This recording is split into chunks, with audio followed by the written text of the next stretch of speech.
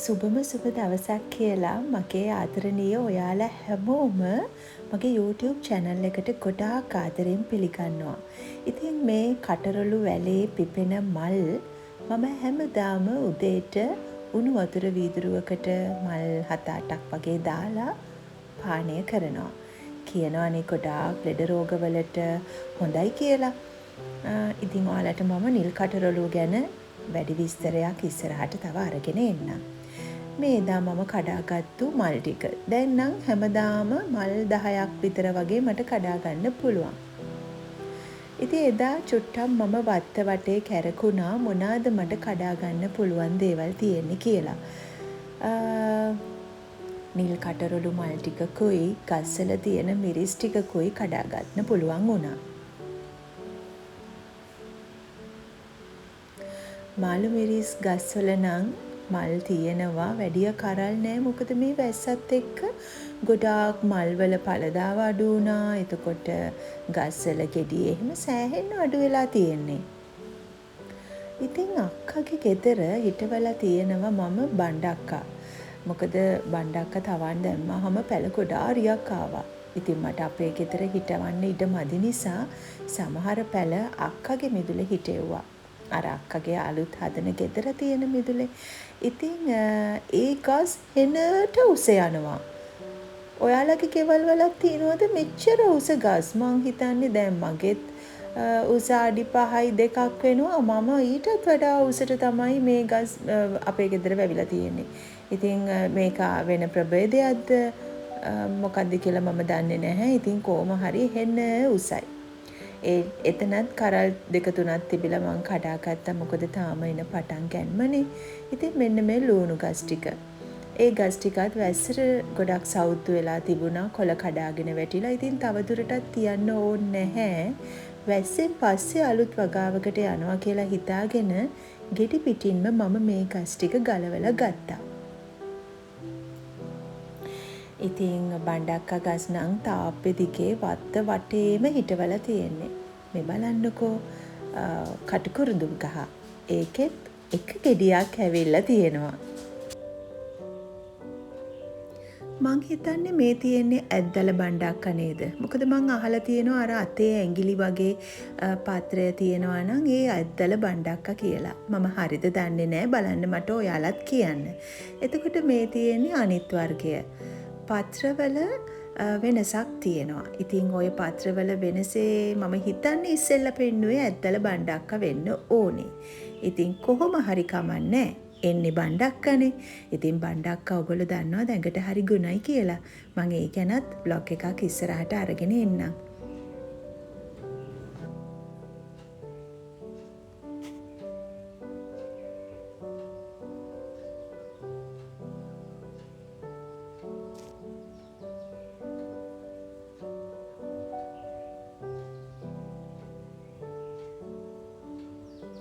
මේ ඔයාලා දකින්නේ තාප්පෙ දිගේ වත්ත 4 පැත්තෙම හිටවලා තියෙන බණ්ඩක්ක ටික. ඉතින් බණ්ඩක්ක වලින් නම් කිසි අඩුවක් වෙන එකක් නෑ අපිට ඉස්සරහට. ඒ වගේම හිටවලා තියෙනවා පතෝල වැලක්. ඒකත් තාප්පෙ දිගේ 60 ඔන්න දුවන්න පටන් අරන් තියෙන්නේ. මලුත් දැන් එහෙන් මෙහෙන් ඇවිල්ලා තියෙනවා. හැබැයි තාම කරල් නම් එන්න පටන් අරන් නැහැ. මේ වැස්ස ලොකු බාධාවක් වෙනවා මේ ගස් කොළන් වලට. එයාලගේ වර්ධනය නම් හොඳටම හොඳයි. ලස්සන පෙනුමකුත් එක්ක හරි ලස්සනට ගස් ටික වැවෙනවා. ඒ වුණාට අර මල් වලට පළදාව එන්න ටිකක් හොර වෙනවා. කමන්නේ ඉතින් මොනව කරන්නද? අපි මේ හැම දෙයකටම මුහුණ දෙන්න ඕනේනේ. හරියට අපේ ජීවිතේ වගේ. ප්‍රශ්න එනවා, ගැටුම් එනවා, වැටෙනවා, නැගිටිනවා, ආයේ hina වෙනවා, අඬනවා. ඔහොම තමයි ඉතින්.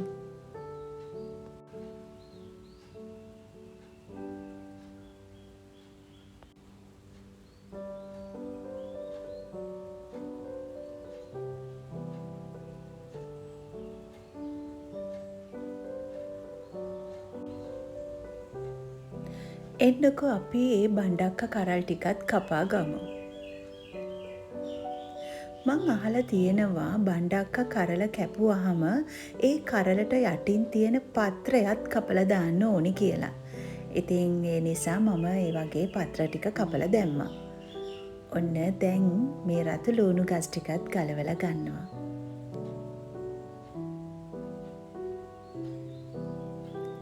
අපිට මේ රතු ලූණු හිටවන්න අලුත්ම භාජන ඕනේ නැහැ. ඇත්තටම මම මෙතන මගේ පරණ කැඩිච්ච පෝච්චි, ඔය කටවල් එහෙම කැඩුනාම පිපුරුනාම අපි අයින් කරනවනේ. ඉතින් ඒවා මම තියාගත්තා මේ විදියට රතු ලූණු හිටවන්න. එතකොට පෝර බෑග්, හාල් බෑග් එහෙම තියෙන්නේ. ඒවා වලට පස් ටිකක් පුරවලා රතු ලූණු ගෙඩි ටිකක් හිටවලා අපිට අපූර්ව අස්වැන්නක් ගන්න පුළුවන්.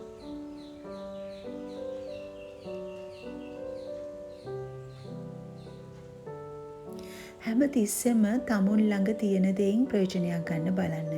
මොකද සල්ලි වියදම් කරන්න ඕනි මොනාටද නැත්තේ මොනාටද කියලා තීරණය කරන්න ඕනි ඔයාලම තමයි. ඉතින් ගෙවල් වල මේ වගේ වගා කරනකොට අපිට ඕනේ අපේ හිතේ සුවය, මානසික සුවය විතරයිනේ. අපිට ලොකුවට සල්ලි වියදම් කරන්න ඕනේ නැහැ. ඉතින් මේ වගේ කැඩිච්ච බඳුන් වල හරි කමන්නේ රතු ලූණු ගෙඩි ටිකක් වවලා ඒකේ ලස්සන බලන්න ඔයාලත් පුරුදු වෙන්න. රතු ලූණු විතරක්ම නෙමෙයි ඉතින් ඕන පැලයක් ඒ විදියට අපිට හිටව ගන්න පුළුවන්.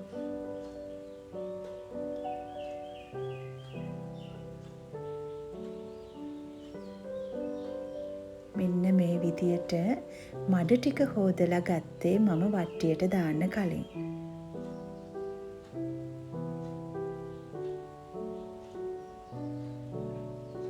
හරි ආසයි. හිතට ගොඩාක් සතුටුයි.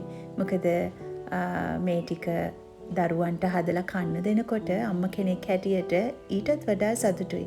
මොකද අපේ හිතේ තියෙන 100%ක විශ්වාසය, 100%ක තියෙන පිරිසිදුකම බය නැතුව දරුවන්ට කන්න දෙන්න පුළුවන්නේ. ඉතින් එක වේලකට මේ හොඳටම ඇති. ඒ ලූණු ගස් ටික කරෝල කෑල්ලක් දාලා තෙල් දාලා ගත්තාම පංකාදුයි. ඒකට මෙන්න මේ කොච්චි කරල් ටිකකුත් එකතු වුණාම ඊටත් වඩා රසයි. මෙන්න ඉන්නවා මටත් වගාවේ සතුරෝ.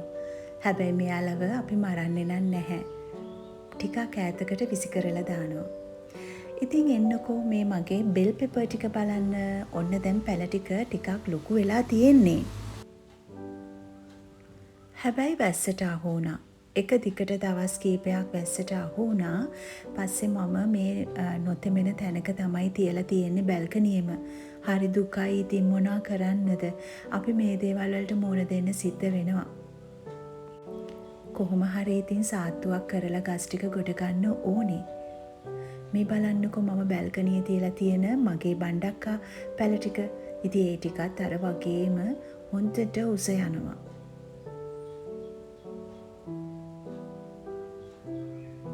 ඒ ගස් ටිකත් පීදිලා තියෙන්නේ. කරලක් දෙකක් එහෙම් මෙහෙම් තියෙනවත් මම දැක්කා. අක්කගේ මිදුලෙන් කඩාගත්තු බණ්ඩක්කා කරල් ටිකට මෙතන තියෙන කරල් දෙක තුනකුත් එකතු කරගත්තාම ඒකත් මට එක වේලකට ඇති.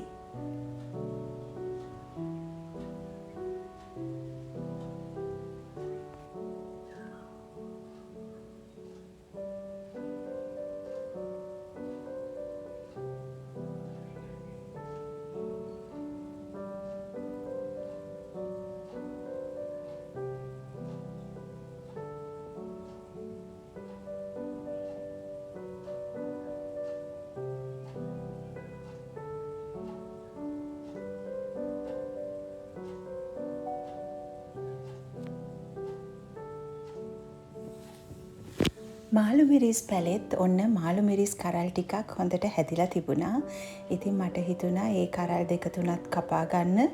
මොකද බණ්ඩක්කා එකට දාලා ඒකත් හදලා ගන්න පුළුවන්නේ. කොහොමත් මම නම් කැමති කරෝල තෙල් දානකොට, අල තෙල් දානකොට වගේ මාළු මිරිස් කරල දිග අතට හීනියට පළලා දාලා රසයි නේද? කො බලන්න මගේ යාළුවෝ ඉන්නවද එහෙම කන්න කැමති?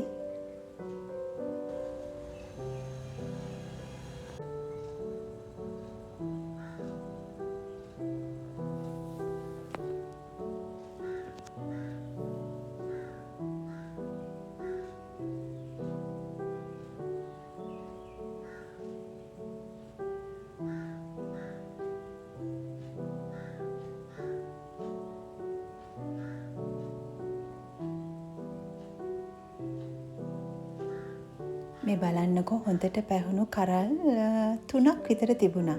අනිත් ඒවා නම් තාම ලපටි. ඉතින් ඔන්න ඔය කරල් ටික මම මේ විදියට කපා ගත්තා. මම මේ මාළු මිරිස් පැලේ නම් තවන් දාලා හිටවපු එකක් නෙමෙයි, මම කෙලින්ම ওই පැකට් එක පිටින්ම ගෙනාපු එකක්. ඔය සයිස් එකේදීම තමයි ගෙනාවේ. කරල් පිටින්ම මට ඒක දැක්කම ආස හිතුණා. රුපියල් 500ක් වගේ ගාණක් තමයි උනේ. ඉතින් ඒ රුපියල් 500 වුණත් මට මේ පැලේ ඊට වඩා මට වටින නිසා මම ඒක අරගෙන ආවා. ඔන්න ඕක තමයි අද දවසේ මගේ නෙලපු අස්වැන්න. බලන්නකො මොනවද තියෙන්නේ කියලා. මාළු මිරිස් තියෙනවා, අමු මිරිස් තියෙනවා, කොච්චි තියෙනවා. එතකොට ලුණු ගස් ටික තියෙනවා, බණ්ඩක්ක කරල් 4-5ක් විතර තියෙනවා. ඊට අමතරව මෙන්න මේ කටරොළු මල් ටික තියෙනවා. ඉතින් මට හරි ආසයි. ලොකු අසන්නක් නෙමේ තමයි. ඒ වුණාට ඉතින් මේ මගේ අත් දෙකෙන්ම හිටවලා මගේ මහන්සියනේ. ඉතින් ඒක නිසා මට ගොඩක් සතුටුයි. ඇත්තටම ඉතින් මම ජීවිතේ විඳිනවා කියලා කියන්නේ මෙන්න මේ දෙයට තමයි. මම කරපු දෙයකින් මම කරපු දෙයක මහන්සියේ ප්‍රතිඵල වලින් සතුටක් ලබනවා නම් ඒක ඇත්තටම ජීවිතයේ විඳිල්ලක්ම තමයි.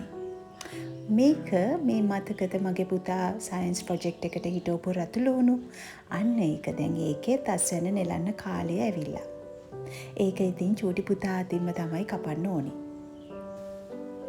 ඊට අමතරව තියෙනවා තව මිරිස් පැලයක් බැල්කනියේ. ඒකෙත් හැම අත්තකම මල් ඇවිල්ලා. ඉතින් ටික දවසක් යනකොට මේකෙත් කරල් පිරීලා ඒවි. මේ ඔයාලා දකින්නේ මම හිටවපු වම්බටු පැල වගයක්. ඉතින් ලෙඩ රෝග බෝ වෙන්නේ නැති හොඳ වම්බටු වර්ගයක් කියලා තමයි මට දුන්නේ. මගේ ඉස්සරහා ස්තෝප්පුවේ තිබුණ ලොකු පෝච්චි වගයක්. ඒ පෝච්චි තුනේ තිබ්බ පැල ටික මම අයින් කරලා මෙන්න මේ වම්බටු පැල තුන ඒකේ හිටෙව්වා. මොකද උදේ යවුව එතනට වැටෙනවා හොඳට කරල් ලෙයි කියලා හිතුවා. වැස්ස දවසට කොහොමත් ගස්වල මල් හරි අඩුයිනේ. විශේෂයෙන් බෝගන්විලා නම් එහෙම තියෙන මලුත් හැලිලා යනවා. මල් පොට්ටු එන්නේ නැහැ. මේ කාලේ තමයි ගස් කප්පාදු කරන්න හොඳම කාලේ. මේ දවස්වල බෝගන්විලා වලට එහෙම පෝර දාන්න එපා. ඒවා මොකද වැහි වතුරට දිය වෙලා යනවනේ. ඉතින් වැඩක් නැහැ. ඒක නිසා ටිකක් පෑවිල්ල එනකන් ඉන්න ගස් වලට පෝර දාන්න. මේ දවස්වල ඕගොල්ලෝ ඒවා කප්පාදු කරලා තියාගන්න.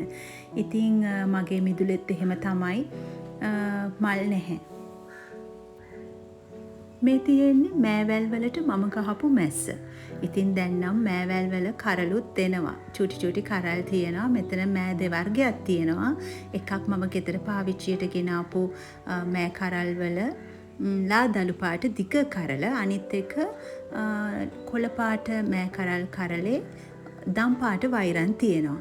ඉතින් මේ වගේ ලොකුවට මැස්සක් ගහන්න ඕනේ නැහැ මෑවැල් වලට දුවන්න. අර ඉනි වැටක් තිබුණම හොඳටම ඇති. මේ වැල් ටික මැරිලා ගියාට පස්සේ ඒ ඉනි වැටක් හදලා මෑවැල් ටිකක් හිටවන්න තමයි මම බලාපොරොත්තුෙන් ඉන්නේ. එතකොට මතකයිද මගේ කරවිලාච් එක දැන් ඒකේ නම් වැල් ටිකක් උඩට දුවලා මලුත් පිපෙන්න පටන් අරන් තියෙන්නේ. තව ඉස්සරහට ගෙඩිත් එයි.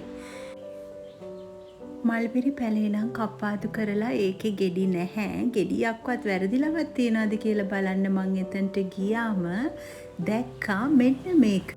ඔතන පල්ලෙහා පොට් එකක මම හිටවලා තිබුණා විහාරීද්ද කහ පාටයි සුදු පාටයි එකම පොට් එකේ. කොහොම හරි සුදු පාට මල් කලින් පිපිලා තිබුණා. මෙන්න මේ කහ පාට මල් 2-3ක් පිපිලා තිබුණා. මාරුම සුවඳයි මේ මල් ටික. මට එන්නේ අර පන්සල් වලට ගියාම එන්නේ තෙල් මල් සුවඳක්. අන්නේ සුවඳ තමයි මේ මල් වලින් එන්නේ. ඉතින් කො බලන්න මගේ යාළුවෝ ඉන්නවද විහාරේ ඉද්ද ඔයාලගේ ගෙවල් වල තියෙන ගහ පිරීලා මල් එනවා නේද එනකොට හරි සුවඳයි. මගේ ගාඩන් එක බලන්න ආසාවෙන් බලාගෙන ඉන්න ඔයාව ඔන්න පුංචි රවුමක් තමයි එක් කරගෙන ගියේ. ඉතින් අදට මම යන්නම් ගිහිල්ලා ආයෙත් ඉක්මනටම අලුත් vlog එකක් අරගෙන ඔයාලව බලන්න එන්නම්. ඉතින් එහෙනම් එනකන් ඔයාලා ගොඩාක් සතුටින් පරිස්සමෙන් ඉන්න.